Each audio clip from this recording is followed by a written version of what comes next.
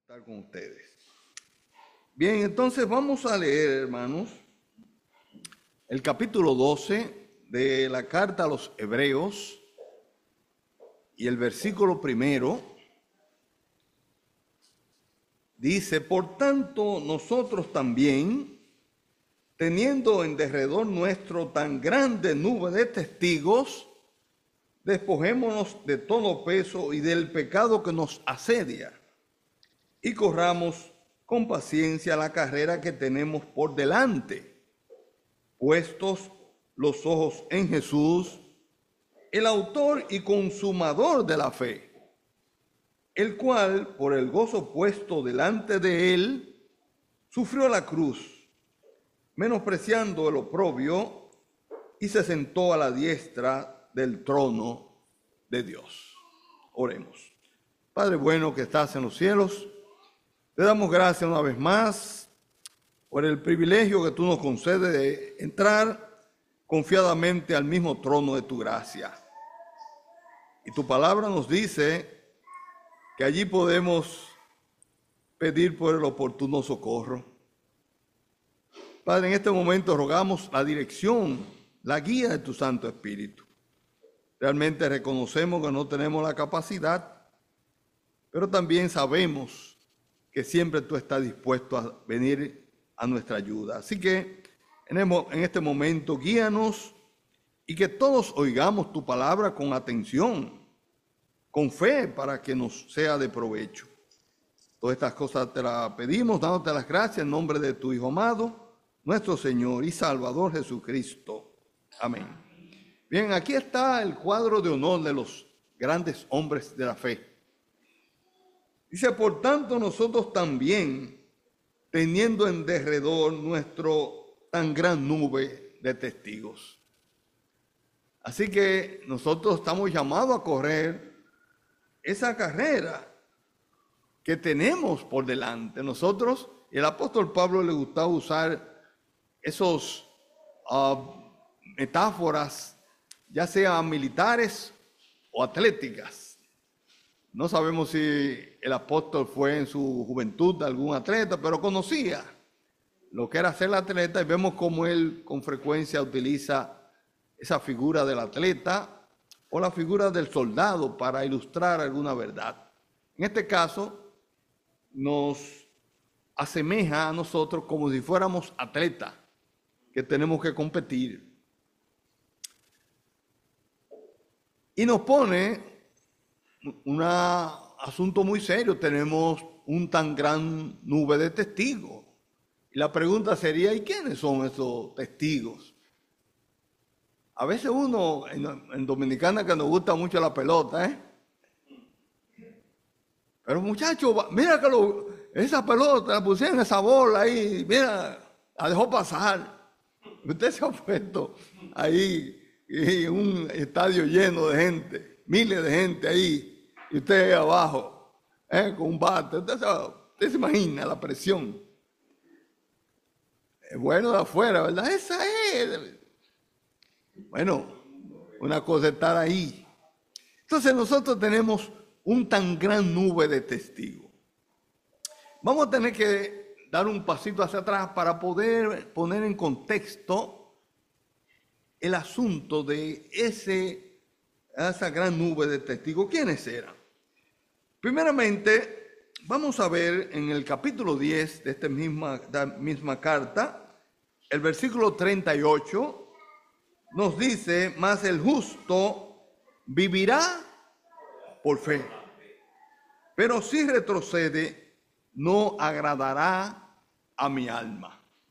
El justo vive por fe. Este versículo, mi hermano, es uno de los versículos más importantes que tiene toda la Biblia. ¿Por qué? Bueno, este versículo se menciona primeramente en Habacuc. O sea, en el Antiguo Testamento lo menciona el profeta Habacuc por primera vez. Mas el justo, por la fe, vivirá. Pero se menciona en la carta a los Romanos. La carta a los romanos es una carta capital.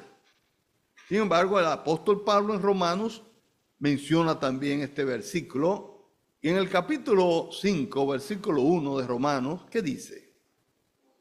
Justificado, pues, por la fe, tenemos paz para con Dios. Por lo tanto, Romanos nos dice a nosotros, ¿cuál es el justo? La pregunta es, ¿y quién es el justo? Bueno, Romanos nos da a nosotros la respuesta acerca de quién es el justo. Bueno, dice allí justificado, pues, por la fe, nosotros. Nosotros hemos sido justificados, ¿por qué? Porque yo no robo. O porque yo, eso sí, tengo yo, que soy fiel. Yo siempre ando con la mujer mía. Yo nunca tengo con ella ni un sí ni un no. Por eso es que yo voy al cielo, o usted, porque usted no hace nada malo.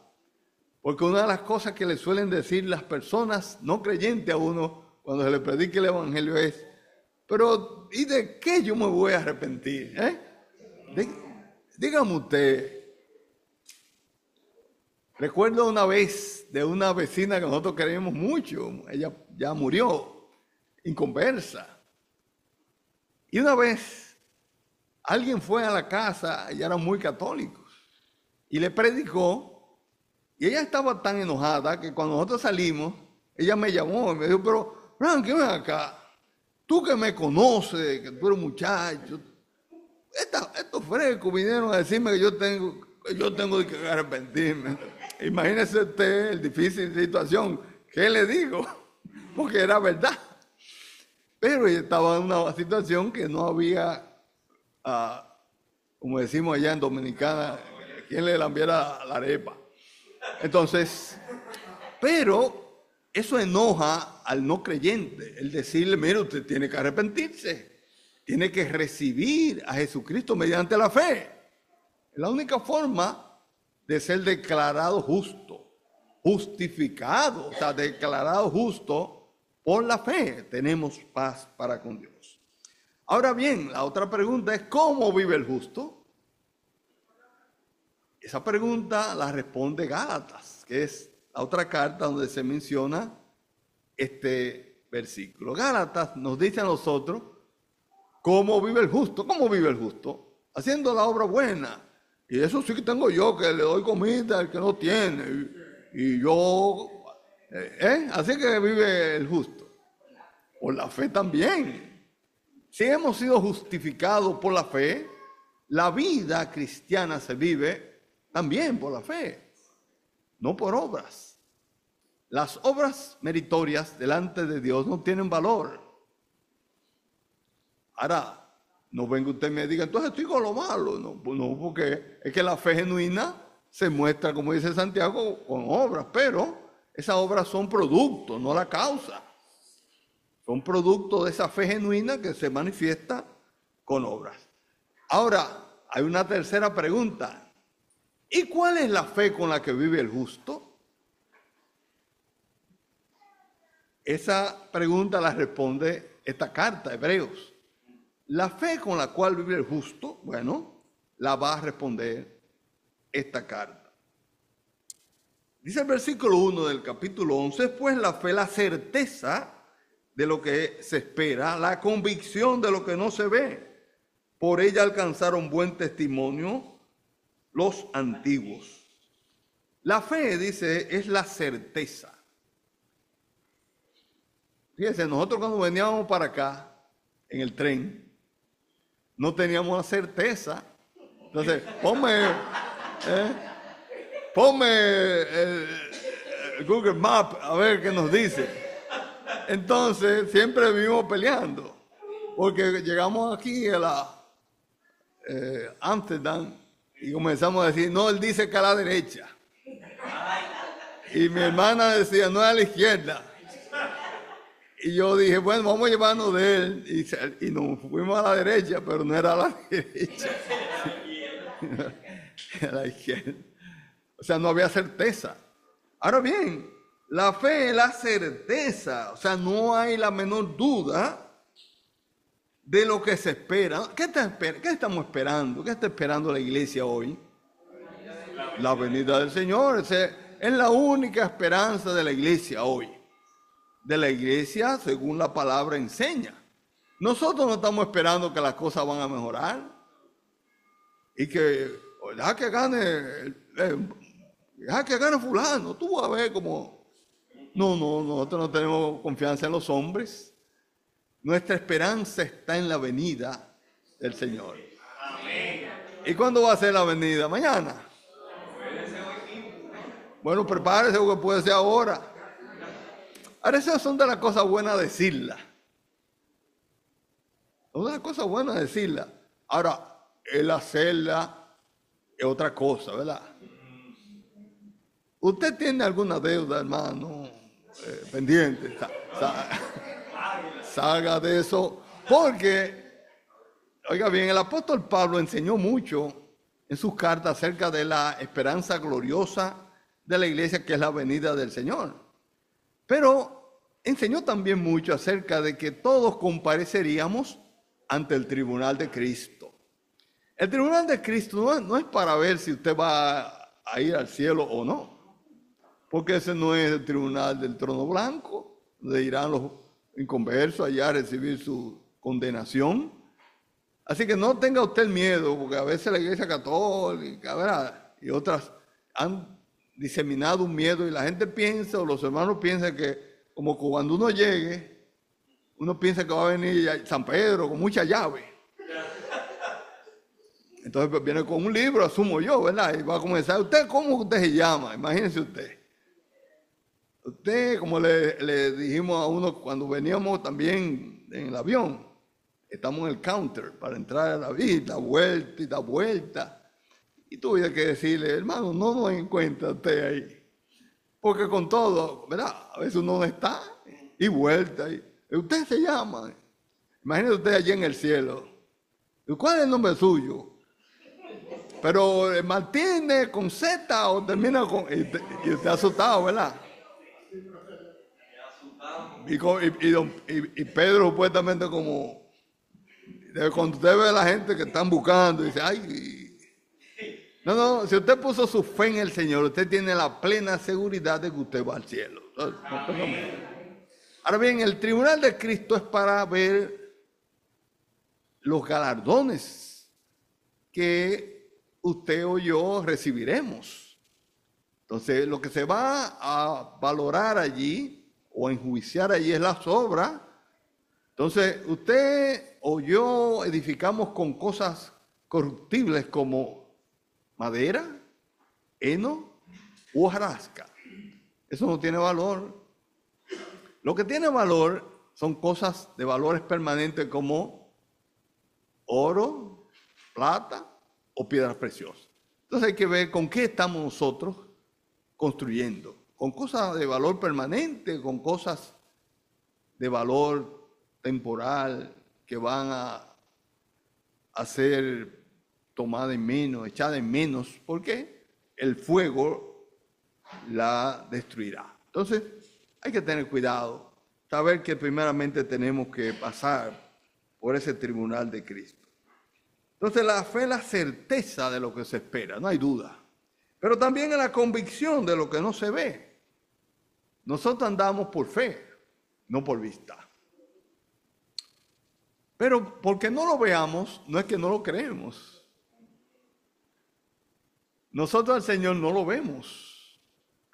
Al Espíritu Santo no lo vemos. No vemos naturalmente a Dios el Padre, pero sabemos que está con nosotros. Mire, cuando uno viene a la iglesia, yo le decía a mi esposa, bueno, a nosotros no nos ha invitado ninguna iglesia, pero vamos a ir a una. Porque que nosotros, aunque estamos de vacaciones, no venimos a estar dando vueltas, nada más. Hay cosas prioritarias y una de ellas es reunirse. Yo no tengo inconveniente en el sentido de que si no me invitan, yo no voy. No, yo voy. Y que me importa que usted no me ha invitado. Porque es un privilegio estar en la casa del Señor. Primeramente es la iglesia es la casa del Señor, no es la casa suya. Entonces, si es la casa del Señor, que es mi padre, bueno, esa es mía. Aunque usted no me haya invitado, pues yo me siento tranquilo. Y yo no me pongo bravo que usted no me salude. No, porque ¿quién soy yo? Porque yo vine al Señor, fue. Entonces, como es la casa de Él, Él es el que pone las reglas. Y como Él pone las reglas, yo tengo que en una casa ajena, que no es la mía, comportarme de manera adecuada. Y yo creo, estoy convencido de que cuando uno está en la casa del Señor debe tener reverencia. Eso lo he enseñado todo el tiempo. Reverencia en todo el sentido de la palabra, porque estamos ante el Señor. Una pregunta. ¿Usted cree que Dios el Padre está aquí, ahora mismo? Bueno, pero si está Dios el Padre, yo creo que hay que tener mucho cuidado. Mire, si yo veo que el presidente Trump viene por ahí, usted se va a dar cuenta porque yo primeramente comienza a temblarme los pies. ¿No? Y va a cambiar de color, porque yo nunca lo he visto y quisiera verlo, pero... Entonces, si es un hombre que, vaya, puede ser presidente de los Estados Unidos, pero un hombre mortal igual que yo, ¿qué será saber, tener la conciencia de que Dios el Padre está aquí? Y Dios el Hijo está aquí. El Hijo también está aquí, ¿verdad? Y Dios el Espíritu Santo está aquí. O sea que está la Trinidad, ¿verdad? Entonces, ¿qué cosa tan grande hay en esta reunión que no es numerosa, de que tengamos el privilegio de tener la Trinidad? Y ángeles hay. ¿Por qué razón las mujeres deben cubrirse su cabeza, entre otras cosas? Por causa de los ángeles. Los ángeles están observando. Ellos no ven tu corazón, porque hay gente, no, lo mío adentro, el Señor sabe. Sí, pero los ángeles no, porque ellos no saben tu corazón. Ni tampoco un amigo que entra, ni tu hermano, porque solo tienes tú y el Señor. El corazón mío, no. Entonces, hay que tener reverencia cuando uno viene a la casa del Señor. Bien, por razones de tiempo, vamos a entrar solamente algunos de los testigos que están, nos dice que nos rodea, tenemos a nuestro alrededor. Dice, versículo 4, por la fe Abel ofreció a Dios más excelente sacrificio que Caín, por lo cual alcanzó testimonio de que era justo, dando Dios testimonio de sus ofrendas, y muerto aún habla por ella. El primero que se menciona de esa galería de grandes hombres de la fe es Abel. Y dice que Abel ofreció más excelente sacrificio que Caín. Bien, nosotros conocemos la historia acerca de lo que sucedió con Abel y con Caín. Abel ofreció, él era pastor, y ofreció de lo que él tenía. Tomó un cordero de lo más gordo y lo ofreció en sacrificio al Señor. Caín, en cambio, que era agricultor, tomó fruto de la tierra, asumimos nosotros, no lo dice expresamente la palabra, que pudo haber escogido lo mejor que tenía, mejores yuca, no sé, mejor fruto. Ahora bien, Jehová no aceptó de buen agrado la ofrenda de Caín.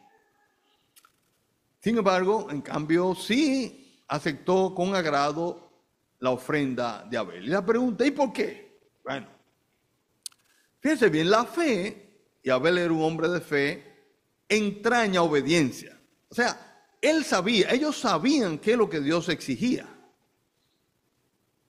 La fe, a veces la gente dice, no, Pérez, usted no sabe la fe mía, porque esto es por dentro. Bueno, pero la fe se refleja en la obediencia a la voluntad expresada de Dios.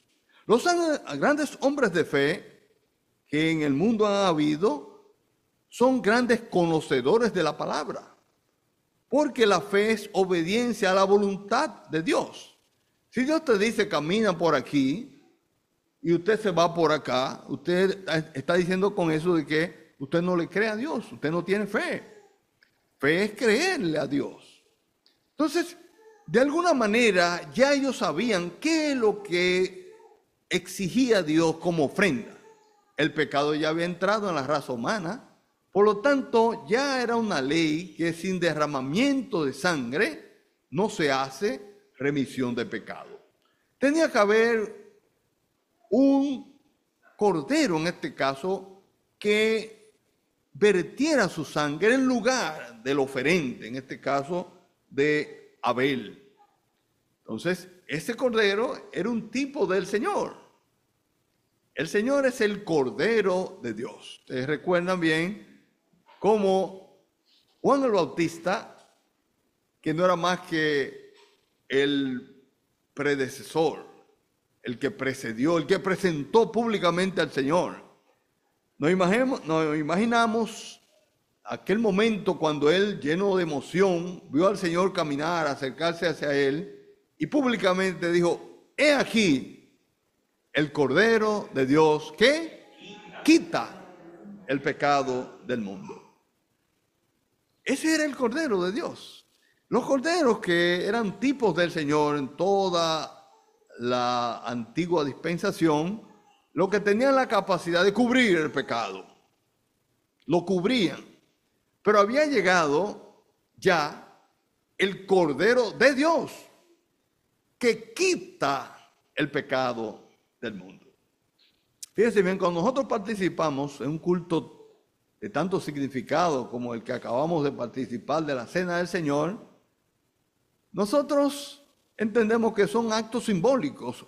Tanto el pan como el vino son símbolos, el pan del cuerpo del Señor y el vino de su sangre. Ahora bien, fíjense que la Iglesia Católica, Apostólica y Romana, en su teología enseña que ese pan se convierte en el cuerpo del Señor, eso es lo que llama transubstanciación, y que el vino se convierte en la verdadera sangre del Señor.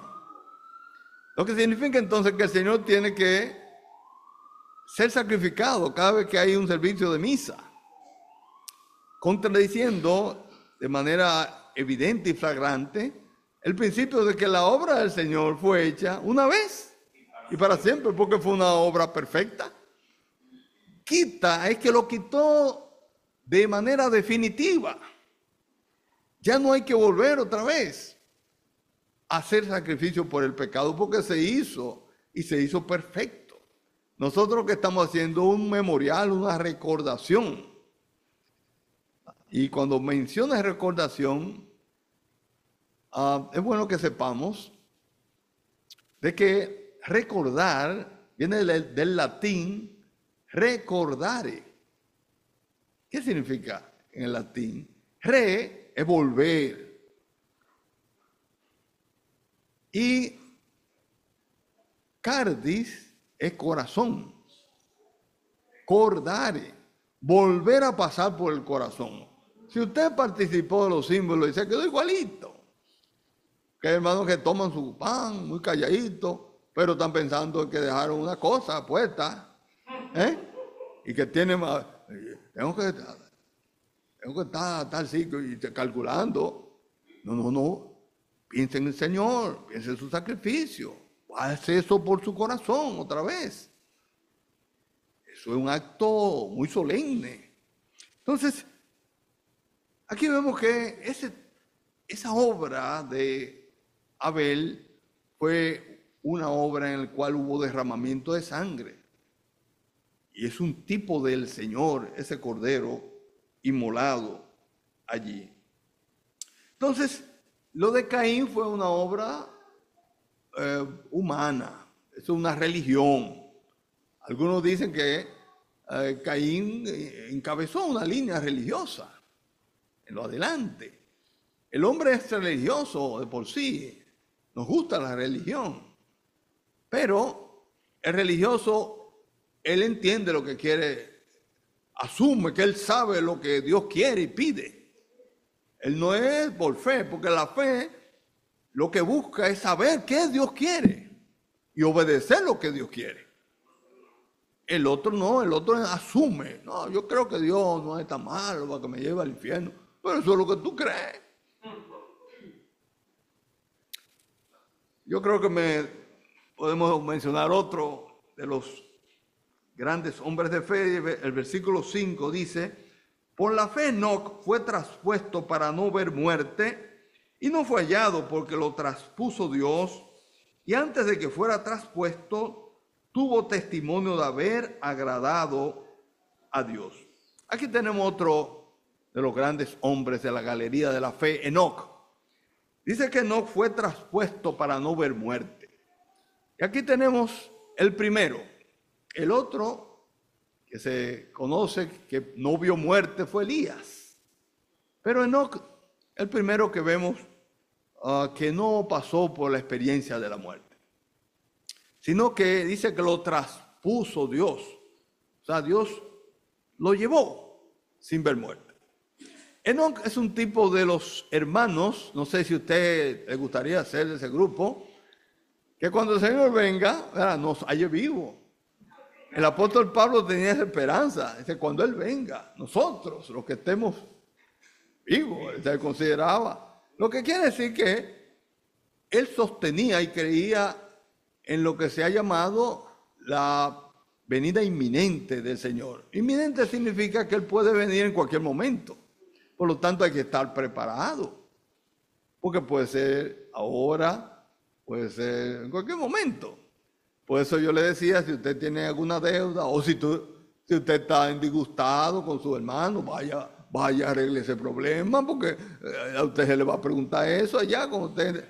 No lleve cosas para allá. Porque allá oiga bien, lo que usted no resolvió aquí, no lo va a resolver allá. O sea, si usted está disgustado con un hermano, le dé esa deuda que queda, el Señor se la perdona, pero a la hora de que pase por el tribunal de Cristo le va a quitar puntos. Arregle eso.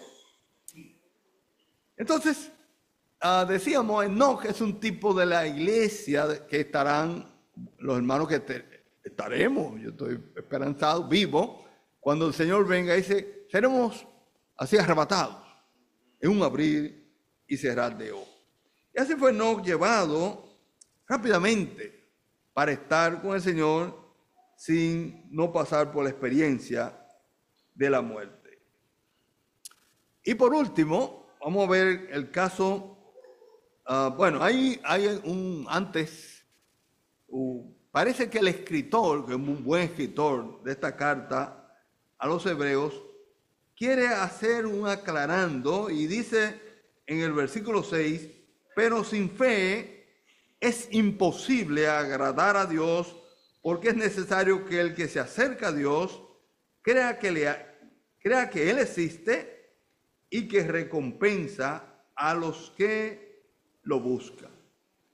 Sin fe, mi hermano, es imposible agradar a Dios. ¿Qué significa imposible? No es posible. Que no hay manera, ¿verdad? Si usted quiere agradar a Dios, tiene que hacerlo por la fe, es lo único que a Él le agrada. Y como hemos dicho, fe entraña obediencia. Si obedecemos a Dios, Él se agrada de eso, de que obedezcamos a Dios.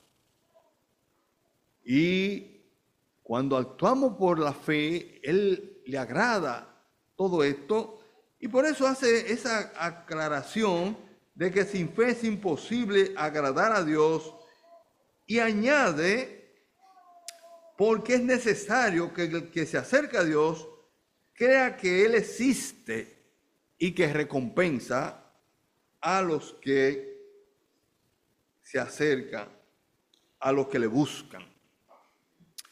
Son dos cosas interesantes. Que Él existe. No podemos nosotros decir que tenemos fe y dudar de la existencia de Él. Él es un ser existente, autoexistente por toda la eternidad. es un elemento capital, naturalmente, de lo que es la fe. Nosotros tenemos fe en un Dios vivo. Y la iglesia da un testimonio acerca, porque la iglesia es la casa del Dios vivo. Nosotros no adoramos a un Dios muerto, sino a un Dios que vive. Y cuando habla de vida en la Biblia, refiriéndose a Dios, es la vida que siempre ha existido y existirá, la vida eterna. Esa vida que no tiene fin. Y uno dice, bueno, nosotros tenemos vida eterna.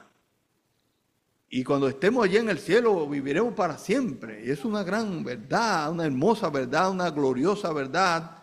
Pero a veces no somos capaces o no nos detenemos para pensar en todo lo que entraña eso. Porque podemos estar vivos para siempre, pero vivo con un dolor de cabeza. No sé qué es lo que usted sufre. ¿Te imaginas estar todo el tiempo y por la eternidad y un dolor de cabeza? O un dolor de espalda. Que no me aguanto con ese dolor ahí. Es duro eso. Y por toda la eternidad, entonces con ese...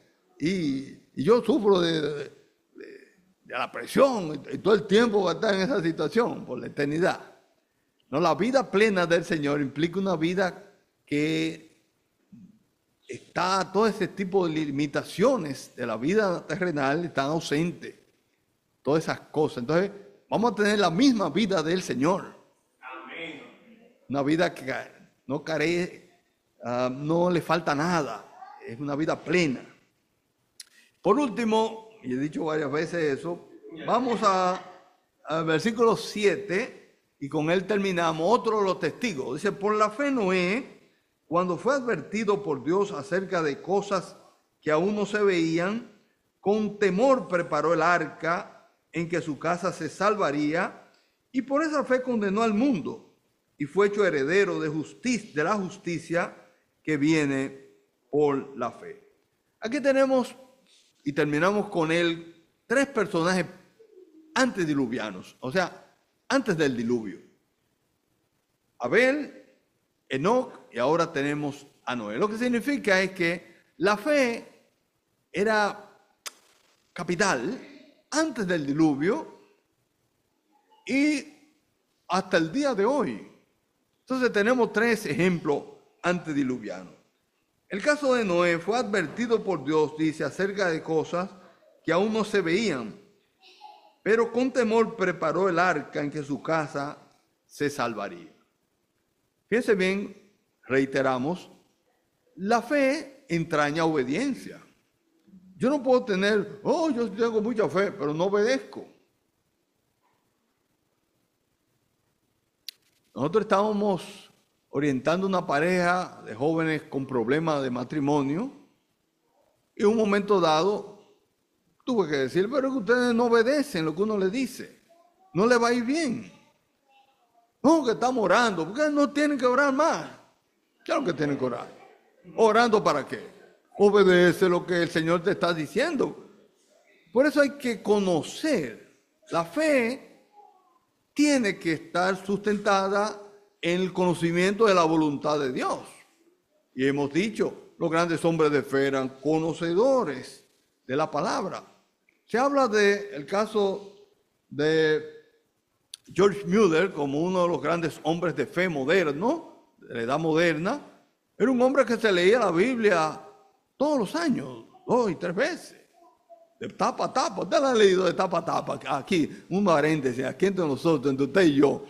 Usted la ha leído de tapa a tapa. Significa comenzar con primera hasta terminar Apocalipsis. ¿Lo ha hecho? Lo ha hecho. Ahora lo he entendido. Bueno, pero hay que conocer la voluntad de Dios y obedecer. Y tenemos aquí a Noé que dice, fue advertido por Dios acerca de cosas que aún no se veían, con temor preparó el arca en que su casa se salvaría, y dice, por esa fe condenó al mundo y fue hecho heredero de la justicia que viene por la fe. Fíjense que Noé duró 100 y tantos años preparando el arca y predicando, advirtiéndole al mundo acerca de lo que vendría. Cosas que no se veían, a ellos les parecían locura. Porque está preparando un arca y aquí no hay ni un mar cerca. ¿Qué es esto? Es de loco. Cosa absurda para el razonamiento, porque fe está por encima del razonamiento. Fue Dios que le dijo y él le creyó a Dios y comenzó a preparar su arca. 100 y pico de años predicando. ¿Cuántos se salvaron? Bueno, si hubiéramos valorado o valoráramos a Noé con los parámetros actuales, fue un fracasado. No se convirtió nadie. Esa iglesia está lista, ahí no se convierte nadie. Bueno, no estamos llamados a convertir a las personas, pero estamos llamados a predicar el evangelio, eso sí. Y a ser fiel al Señor. Y a pesar de que no tengamos quizá una iglesia numerosa como quisiéramos y buscamos, bueno, pero el Señor lo que valora es la fidelidad con la cual se hacen las cosas. Así que no se desanime, no tomamos mucho allá, no. Eso sí, trabajen, no te da dragán y de cuidado. Pero el Señor sabe todo. Así que el Señor le bendiga, hermanos. Y